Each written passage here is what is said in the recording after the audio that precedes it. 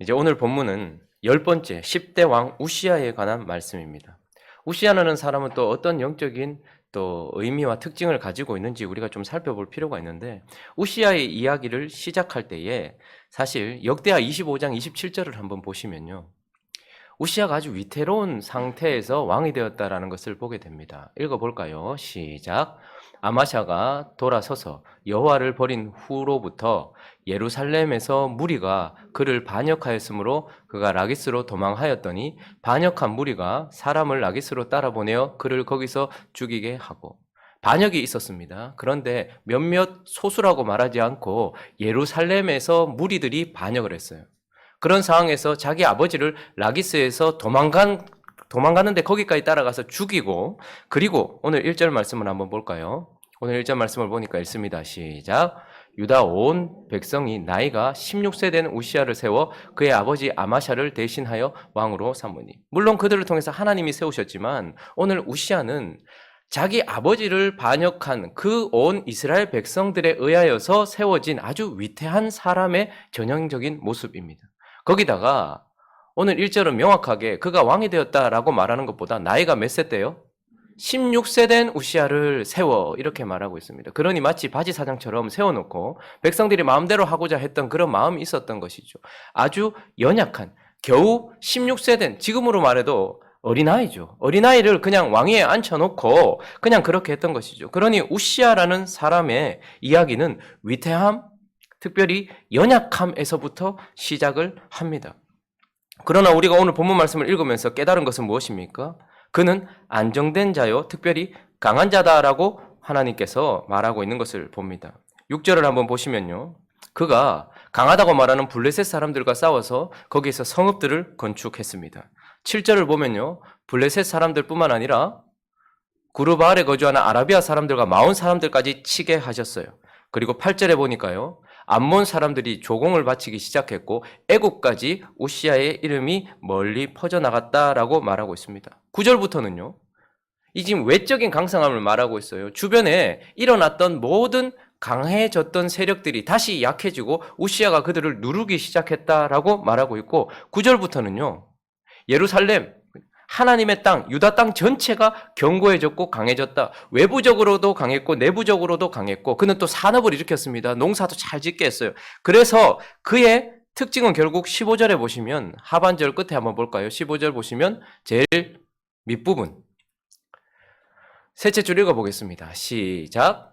그의 이름이 멀리 퍼짐은 기이한 도우심을 얻어 강성하여짐이었더라. 그는 아주 길게 52년 동안 위태한 상황 가운데서 16세의 왕이 된 위태함과 연약함의 상징이었던 우시아가, 그의 이름이 널리 퍼져 52년 동안 왕위에 앉아 있었으면서 그의 특징은 무엇입니까? 아주 기이하게도 강성이다라고 말하고 있어요. 강성함이다, 이렇게 말하고 있습니다. 우시아 하면 그의 영적인 특징이 강성함이다라고 우리에게 말해주고 있습니다.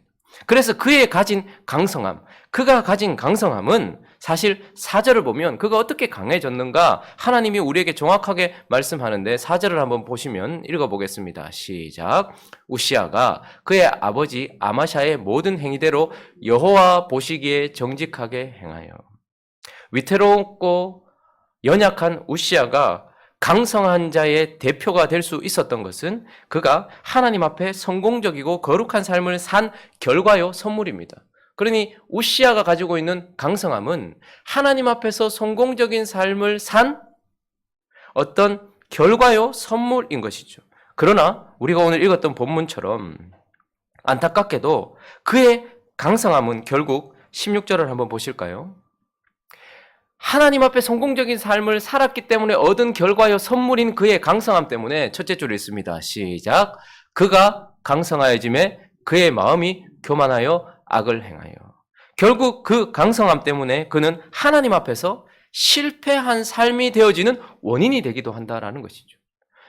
우시아가 가지고 있는 강성함은 하나님 앞에서 성공적인 삶을 살았던 것에 대한 결과요, 선물이기도 하지만 하나님 앞에서 실패한 삶이 되어지는 원인이 되기도 하는 것이다 라는 것을 우리는 보게 되는 것입니다. 그러므로 오늘 이 26장에 나오는 10대 왕 우시아를 통해서 하나님 앞에 성공적인 삶을 살아서 강성함이라는 선물을 얻었지만 결국은 실패로 치달아진 이 우시아를 통해서 하나님은 우리에게 어떤 교훈을 주시는지 몇 가지를 살펴보려고 합니다. 그 첫 번째는요, 진정한 강성함이 무엇인지를 이 우시아를 통해서 말씀해 주고 있습니다.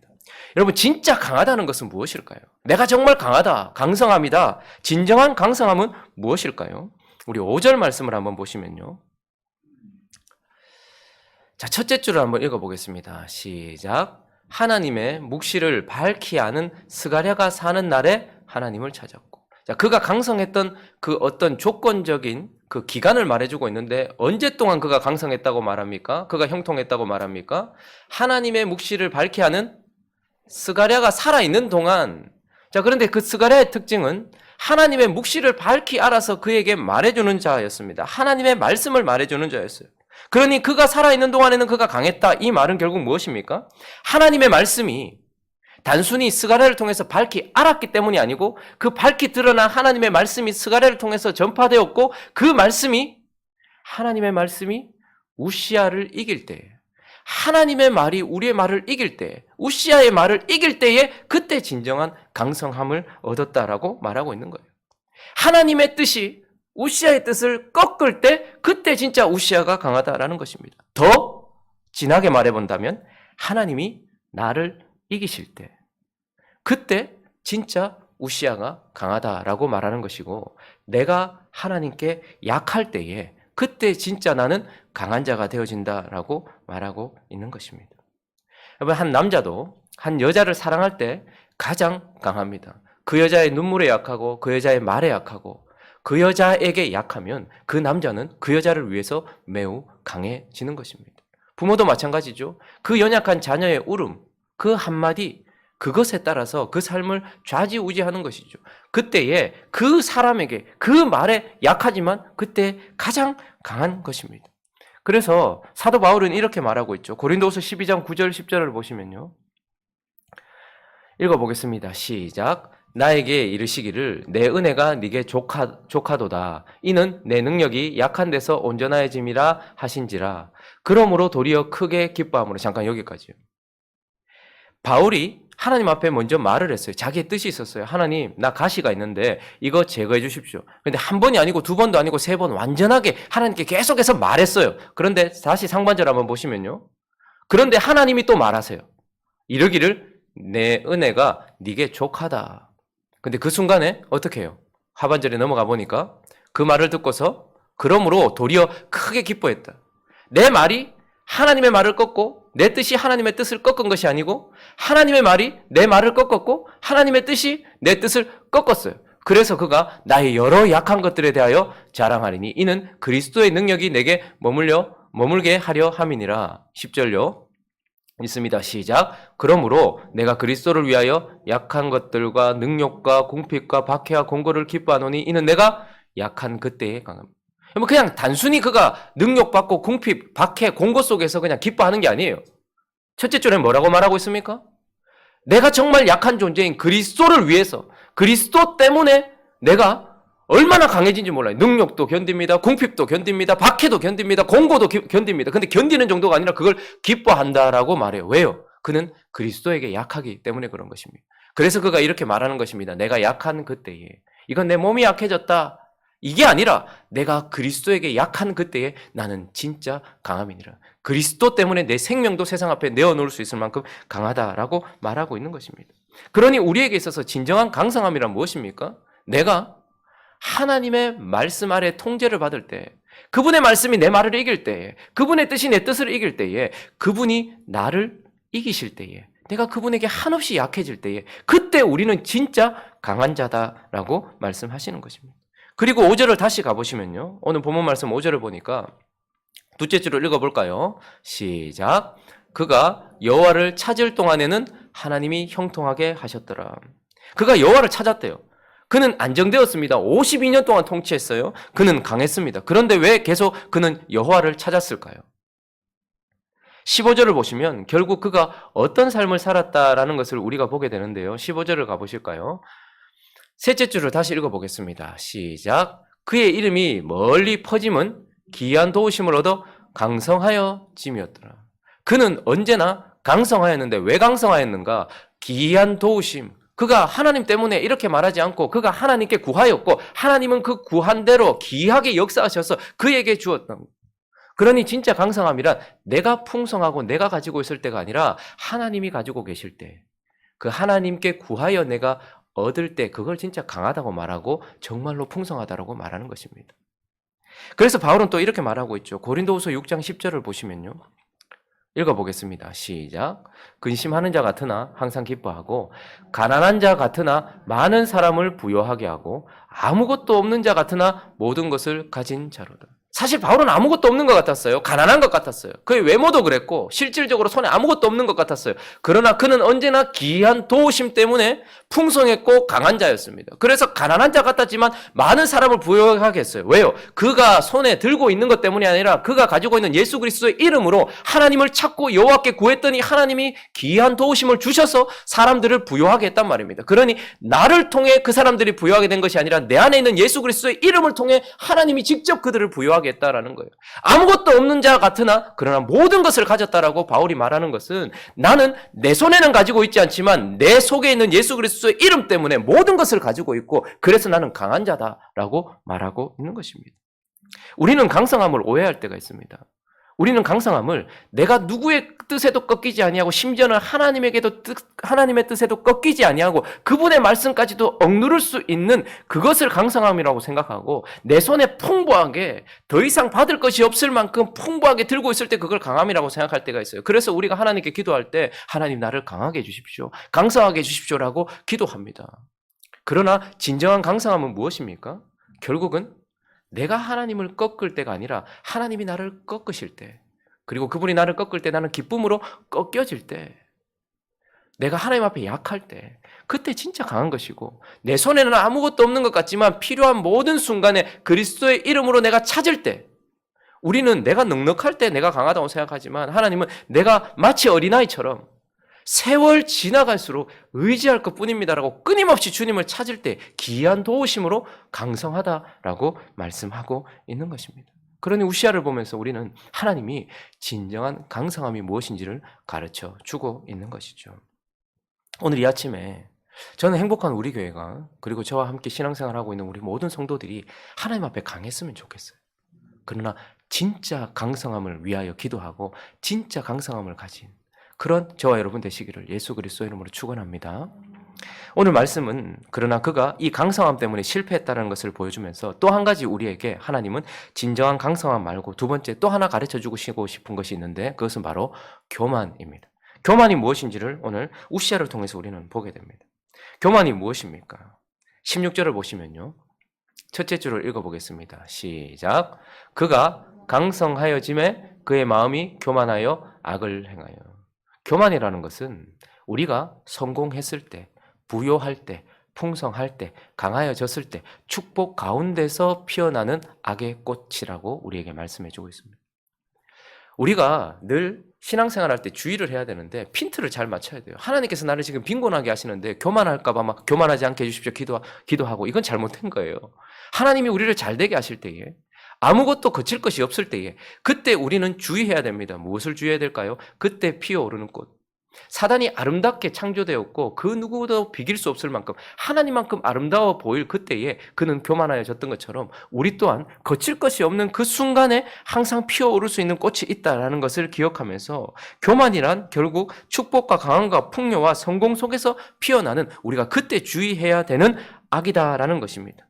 자, 그러면 그때 피어오르는 이 교만이라는 꽃의 특징이 무엇인가 보니까 16절을 다시 보시면요. 둘째 줄부터 읽어볼까요? 16절 시작. 그의 하나님 여호와께 범죄하되 곧 여호와의 성전에 들어가서 향단에 분향하려 한지라. 교만이란 결국 무엇입니까? 그가 어디로 들어갔대요 지금? 성전, 특별히 분향하게 되는 성소로 들어갔어요. 성소에 들어가면 됩니까 안 됩니까? 왕이라도, 강한 왕이라도, 52년 동안 통치한 관록 있는 왕이라도 들어가면 됩니까 안 됩니까? 교만은 경계를 넘는 것입니다. 하나님께서 정해놓으신 경계를 넘어서 그는 엄청난 축복을 받았어요. 사실 누구도 예루살렘 왕궁 그 어디에 들어갈 수 없어요. 그러나 그는 왕궁 어디든 들어갈 수 있었습니다. 그가 누릴 수 있는 것은 그 시대 사람 중에 최고였어요. 그런데 그가 가지 말아야 될 선악과가 있는 거예요. 하나님이 정해놓은 경계가 있는 거예요. 성소 거기는 들어가서는 안 되는데 경계를 넘은 것입니다. 19절도 한번 볼까요? 첫째 줄을 읽어보겠습니다. 시작. 우시야가 손으로 향로를 잡고 분향하려 하다가, 자, 그의 손에 또 무엇이 들려 있습니까? 향로가 들려 있습니다. 그의 손에는 하나님께서 누구에게도 허락하지 않은, 그 시대 단 한 명에게 허락된 홀이 있습니다. 여호와의 기름 부음을 받아서 왕으로 세워진 통치자에게 주어진 홀이 있습니다. 그건 누구도 붙들 수 없는 거지만 그에게 허락된 것이었어요. 그러나 그의 손에 향로가 있어서는 안 됩니다. 다윗의 자손에게 주어진 홀을 그에게 주셨다면 아론의 자손에게 주어진 향로는 제사장들만 가지고 있어야 되는 겁니다. 그런데 그는 그의 손에 향로를 들었어요. 뭐 한 겁니까? 경계를 넘은 것입니다. 교만이란 그렇게 경계를 넘고 그 가운데서 지적을 당하면 화를 내는 것이죠. 마음대로 하려고 하는 것입니다. 그러니 교만이란 우리가 잘되고 성공하고 강화해졌을 때 피어올라서 하나님이 정해놓으신 경계를 넘어가는 것이고, 그런데 이 교만이 정말 무서운 이유는 실제 이 교만은 무엇인가 하는 것을 18절을 읽어볼까요? 18절 읽습니다. 시작. 우시야 왕 곁에 서서 그에게 이르되 우시야여, 여호와께 분향하는 일은 왕이 할 바가 아니요 오직 분향하기 위하여 구별함을 받은 아론의 자손 제사장들이 할 바니 성소에서 나서서 왕이 범죄하였으니 하나님 여호와께서 영광을 얻지 못하리이다. 뭐라고 말하고 있습니까? 지금 그들이 내가 잘났기 때문에 우리가 분향하는 게 아닙니다. 당신이 잘났기 때문에 왕이 된 것도 아닙니다. 당신은 다윗의 자손으로 태어나서 홀을 들고 통치해야 되는 것이 당신이 해야 되는 것입니다. 그래서 하나님께 기름 부음을 받아 왕으로서, 다윗의 후손으로서, 다윗의 자손으로서 왕의 역할을 감당하는 거, 이거 소중한 것입니다. 그러나 하나님께 기름 부음 받은 자가 또 있는데 그것은 바로 아론의 자손 제사장입니다. 이 제사장들은 성소에서 일을 합니다. 그런데 당신이 지금 이것도 하고 이것도 하려고 하는 것은 죄입니다. 이렇게 말하는 거예요. 왜요? 하나님이 이스라엘에게 오실 메시아를 예표하기 위하여 기름 부으시는 세 종류의 사람이 있었습니다. 하나는 선지자요, 하나는 왕이요, 하나는 아론의 자손. 다윗의 자손, 예수 그리스도, 그리고 아론의 반차를 따라서, 근데 나중에 멜기세덱의 반차를 따른 대제사장 예수 그리스도. 이것이 통합되는 분은 오직 한 분밖에 없는 거예요. 제사장이면서 왕일 수 있는 분은 오직 한 분, 예수밖에 없는 거예요. 근데 지금 우시야의 죄는 아주 독특한 죄입니다. 그 어떤 왕들도 20명의 왕들이 유다를 지나갔는데 그 어떤 왕들도 이런 죄를 저지르지 않았어요. 보통 악한 왕들은 뭐합니까? 음행하고 나쁜 짓 하고 그리고 우상숭배해요. 다른 신을 섬기려고 하지 하나님을 막 자기가 들어가서 섬기려고 했던 사람은 이 사람 혼자뿐이에요. 아주 독특한 죄를 저지른 것이죠. 우리가 볼 때는 하나님을 향한 특심이구나, 하나님에 대한 열심이구나 이렇게 생각을 합니다. 그러나 우상 숭배한 것도 아니고, 여러분 영적인 우상을 숭배하니까, 영적인 간음을 하니까 도덕적으로 어떻게 됩니까? 음행하고 더러운 짓을 하죠. 대부분의 왕들이 여기 빠졌어요. 그런데 지금 우시야는 강성함 가운데서 뭘 한 거예요? 내가 하나님을 더 섬기겠다는데 이렇게 나온 거예요. 하나님께 예배하려고 하다가. 그러나 이것이 무엇인가 하면 결국은 내가 하나님처럼 되려고 하는 것입니다.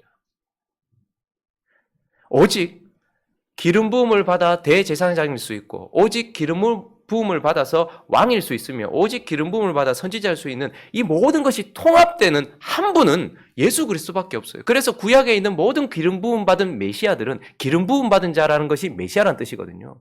다 자기 역할이 있었어요. 그리고 한 부분만 차지했단 말입니다. 그런데 진정한 메시아 되시는 분은 뭐죠? 이 모든 메시아들의 통합, 제사장이요, 왕이요, 선지자였던 그분입니다. 근데 지금 우시야가 뭘 하겠다는 거예요? 하나님이신 아들 예수 그리스도처럼 나도 왕이기도 하고 나도 제사장이기도 하겠다라고 말하면서 하나님처럼 되려고 했던 거예요.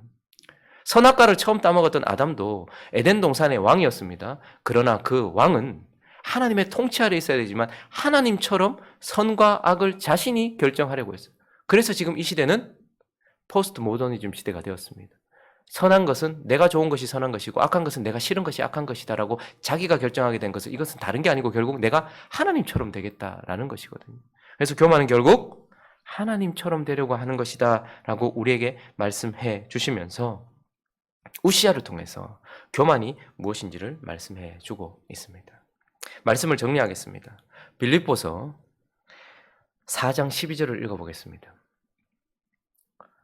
읽습니다. 시작. 나는 비천에 처할 줄도 알고 풍부에 처할 줄도 알아. 모든 일, 곧 배부름과 배고픔, 풍요와 궁핍에도 처할 줄 아는 일체의 비결을 배우노라. 여러분, 우리는 언제나 배워야 합니다. 비천에 처할 줄. 혹시 지금 비천에 처해 계십니까? 누군가에게 비난을 받고 있고, 누군가에게 고통을 당하고 있으며, 누군가에게 손가락질을 받고 있고, 누군가에게 처남을 받고 있고, 그리고 가진 것이 없어 가난하고 부요함이 없어서 그런 비천한 가운데 있습니까? 그런데 그때도 하나님은 그걸 탈피하고 극복하는 것이 아니라 그 속에서 어떻게 하나님을 섬길지를 배우라고 말해요. 그래서 비천에 처할 줄도 알아야 돼요. 그래서 하나님은 어떨 때 우리를 비천하게 하십니다. 그 가운데서 어떻게 하나님을 섬겨야 될지를.